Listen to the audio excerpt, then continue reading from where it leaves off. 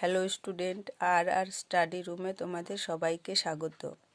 তোমরা যারা 2027 সালে মাধ্যমিক পরীক্ষা দেবে, আমি তাদের জন্য ভূগোল বিষয়ের কিছু সমাধান নিয়ে এসেছি প্রশ্ন বিচিত্রা থেকে। শুধুমাত্র 1 নম্বর প্রশ্নের উত্তরগুলো আমরা দেখব এই প্রশ্ন বিচিত্রায়। চলো তাহলে দেখে নেই। এর আগের দিন আমরা সেট 8-এর প্রশ্ন উত্তর দেখেছি। আজ আমরা সেট 9-এর প্রশ্ন উত্তর করব। চলো তাহলে শুরু করা যাক। দেখে নাও 1 নম্বরে কি আছে। 1 নম্বরে আছে সঠিক উত্তরটি নির্বাচন করো। 1 নম্বর প্রশ্নে কি বলা হয়েছে, যে প্রক্রিয়ায় অভিকর্ষের টানে উচ্চভূমির ঢাল বরাবর মাটি ও শিলাস্তর নেমে আসে তাকে কি বলা হয়? পুঞ্জিত ক্ষয়। 2 নম্বরে কি আছে, হিমবাহ গঠিত উপত্যকা। এখানে হিমবাহ গঠিত উপত্যকাটি কি হবে? ইউ আকৃতি বিশিষ্ট হয়। হিমবাহের সাহায্যে যে উপত্যকা গঠিত হয় সেটা ইউ আকৃতির। প্রশ্ন নম্বর 3, মরুভূমিতে ভূ আলোড়নে গঠিত পর্বত বেষ্টিত পর্বতকে কি বলে? বোলসন। প্রশ্ন নম্বর 4, পাখির পায়ের মতো বদ্বীপ সৃষ্টি হয়েছে কোন নদীর মোহনায়? কোন নদীর মোহনায়? দেখো, পাখির পায়ের মতো বদ্বীপ সৃষ্টি হয়েছে মিসিসিপি নদীর মোহনায়। প্রশ্ন নম্বর 5, ভারতের ক্ষুদ্রতম কেন্দ্রশাসিত অঞ্চল হলো, ক্ষুদ্রতম কেন্দ্রশাসিত অঞ্চল কোনটি?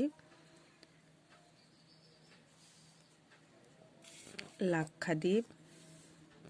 6, শিব সমুদ্রম জলপ্রপাত কোন নদীর প্রবাহপথে অবস্থিত? কোন নদীর? দেখো, এটা হবে কাবেরী নদী।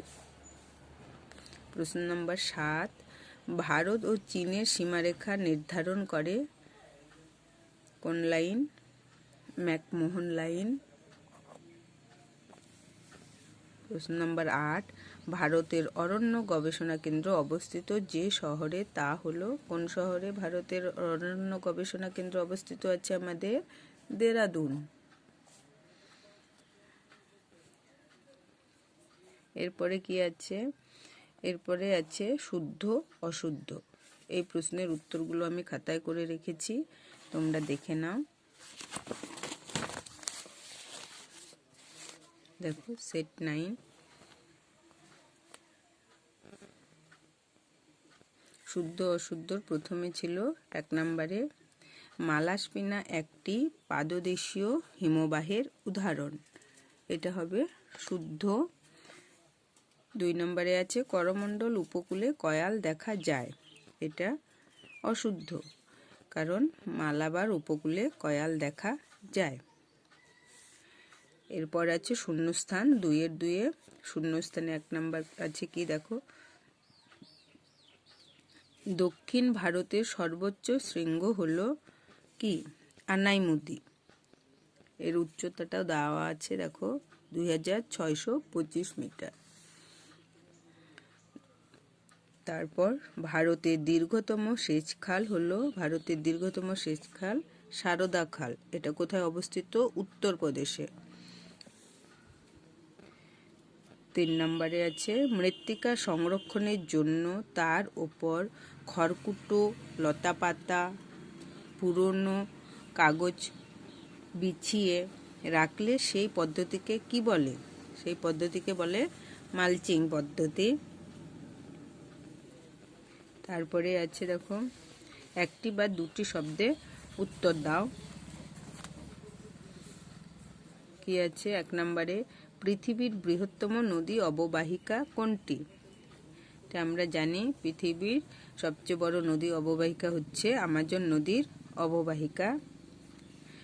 2 নম্বরে আছে ডিমের ঝুড়ির মতো ভূমিরূপকে কি বলে? কাকে বলে? ড্রামলিনকে ডিমের ঝুড়ির মতো ভূমিরূপ বলা হয়। তারপরে 3 আছে শিলাময় মরুভূমিকে কি বলে? হামাদা বলে।